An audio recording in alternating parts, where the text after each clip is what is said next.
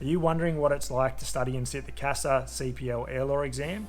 In this video, I'll tell you the materials I used, my experience with the exam, how I studied, and some tips and tricks as well. I'll let you know my result towards the end of the video, but as a little bit of a teaser, this one may be my best result I've had so far. Plus, I'll talk about my number one tip for this exam, which is speed. More on that later, but for now, welcome to Spruce Moose Aviation. Hi, my name's Tom. I'm a private pilot from Sydney in Australia, currently working towards my commercial pilot license. Air Law was exam number 4 out of the 7 CASA exams for me. I have sat more exams, I just haven't had a chance to put those videos together for you, but you can expect a few in quicker succession now. If you haven't seen my other videos and you're new here, please consider subscribing and ringing that notification bell just so that you stay updated on new videos. With all of that said, let's get into the materials that I used to study for this exam. This is probably the most important part. What you use and how you use it in your study can play a big part in the result that you get for this one. Okay, so bear with me, I'll just go and get them.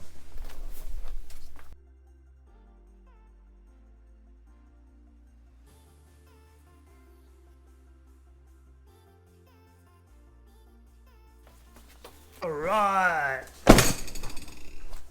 Got him. So, all the charts. The CAR 1988, volume 1 and 2. We've got part 61 of the CASRs, part 91 part 91 CASR, part 91 Manual of Standards, the part 135 of the CASR, part 135 Manual of Standards, the CAO 48.1 Instrument 2019, AIP, all tagged up, and an IRSA. All of these are permitted materials in the exam. I'll leave a list up on the screen somewhere here for you, and I'll also leave links for all of the documents that you can download, direct links to the current versions of these documents in the description below. So after the video, feel free to check those out. If it has been a while since I've posted this video, then just double check their currency because they'll be only current as at the time of posting the video. You may have noticed that I didn't actually use any textbooks to study for this exam. I did have a copy of the Bob Tate CPL Air Law book, but there's a few reasons I didn't use it. The first one was that this is an old copy before the update. So this was last updated in August 2018. And the new updates were the 2nd of December 2021. So I didn't want to start, even though a lot of the information still might be correct in this book, I didn't want to start using it to study just in case, because when I sat this exam, we weren't 100% sure on what information was changing. It does probably give you a little bit more information on how the documents are structured and maybe a few extra tips and things. So I'm not writing the book off completely, but for transparency, I didn't use any textbooks. And I think you'll see at the end, I think the result still showed. I feel like studying with the exact documents that you can take into the exam does help. It helps finding information. It helps give you a better idea of the structure of each document as well and where to find them quickly. Another reason that I recommend studying just with the documents that you can take into the exam is that the biggest tip I can give you for Air Law is that this exam is all about speed. Now, when I say speed, I don't mean rushing and scrambling to try and find the answer as quick as possible. I mean taking the time with your study to really get to know which document the type of questions will be in, so that you can get to that document straight away, you know roughly which section it's in, and then confirm the answer as quick as possible. Because this is the only exam that CASA let you bring 100% of the answers into the exam room with you. I find it funny when you think about it this way. 100% of the answers are on the desk in front of you in that exam room. But don't be fooled by thinking that that makes this exam easy. We all know how CASA like to play tricks with the questions. They'll have multiple correct answers, one more slightly correct than the other one. So that old saying, read the question, really comes in. Hold on a second. Did I just get bleeped out? Why'd you bleep that? Who edits these videos? Everyone knows what RTFQ stands for. Oh, the YouTube don't like it. I only said read the freaking question. All right, so let's get into some tips. Just to validate these tips a little bit, I'm going to give you a teaser on my result for this exam. I passed. But I'll tell you the full result towards the end. Here are 6 tips for the air law exam. Tip number 1 is to print and organize all of your materials prior to starting your study. I'll leave links in the description below for all the current documents. Another tip with the printing is to get them made with a clear cover and a black backing as well. If you want to save a bit of money, you can get them printed without the covers on them, but if you're going to be studying and moving them around in a bag or transporting them, then I suggest getting the covers as well. In total, the documents, they do cost a fair bit to print. Your AIP, you'll reuse obviously for other exams. Your URSA, obviously you'll reuse that for flying, flight planning, all of the other things you use an URSA for. There are a few documents that you can reuse. Some of the charts are in NAV. Some of these documents you use for performance as well, I believe. So you can reuse them in a few exams. So it does spread the cost out a little bit, but up front, it's definitely the most expensive exam on top of the exam fee that you need to prepare for. Tip number 2. Now I've mentioned that this exam is all about speed. In part it's about speed, but in other parts it's also about going really slow. Read the question slowly. Make sure you really understand what the question is asking and if they're trying to trick you with anything as well. So read the question slowly, read it again, and then the speed comes into finding that area of the document and going straight to that. CASA will try and have multiple correct answers within the exam, and a lot of it comes down to the more correct answer being the exact wording or phraseology in the documents. So a big part of the speed of this exam is, even if you think you know the answer, is to quickly look it up. So get used to just quickly looking up and double checking even the questions that you think you know 100%, because they can move words around and obviously one will be more correct than the other. So it pays to double check everything and get really quick at it. Tip number 3 is to use the flagging function within the exam.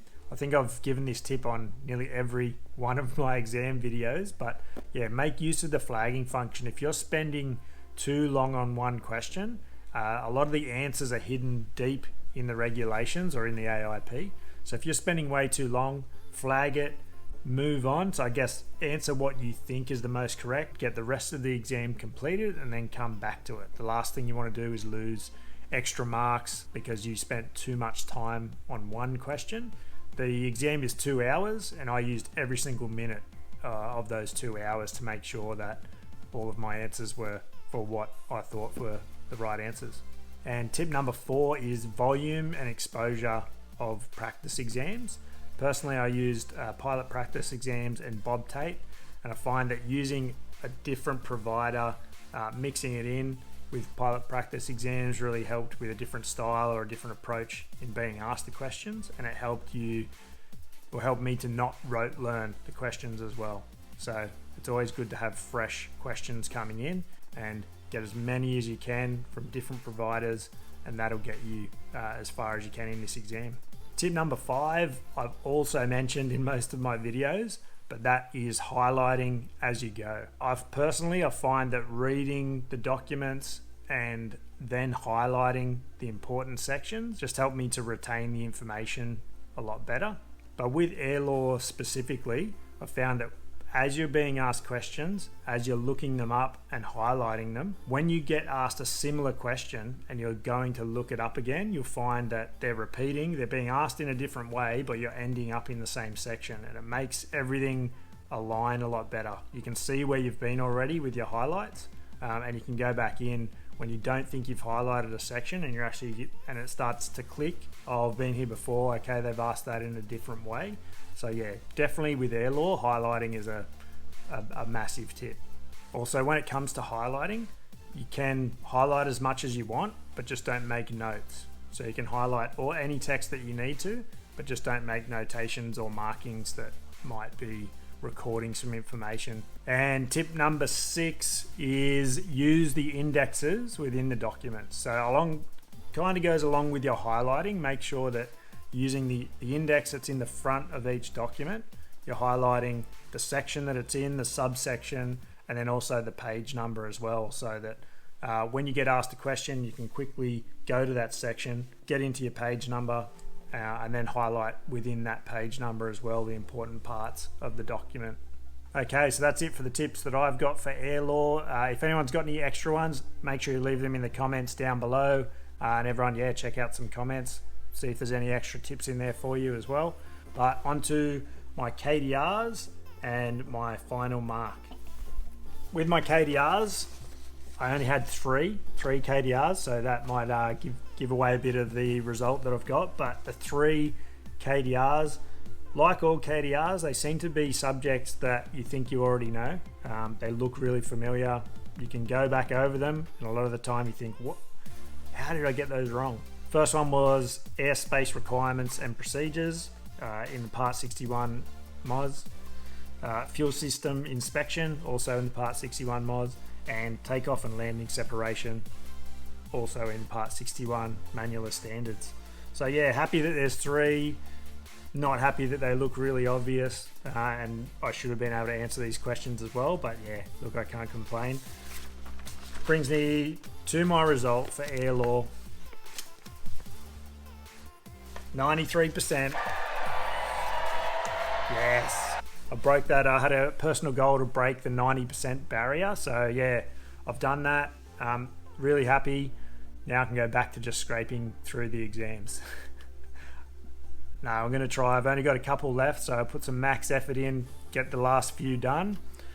Not going to tell you exactly how many I have left. I am nearly there. I'm just a little bit behind on those videos. So like I said, those videos will come fairly shortly, so keep an eye on the channel. If you got some value from this, please hit the like button on the video. It does help share it around YouTube and get it to more eyeballs. Also subscribe to the channel if you haven't already, and I'll see you guys in the next one.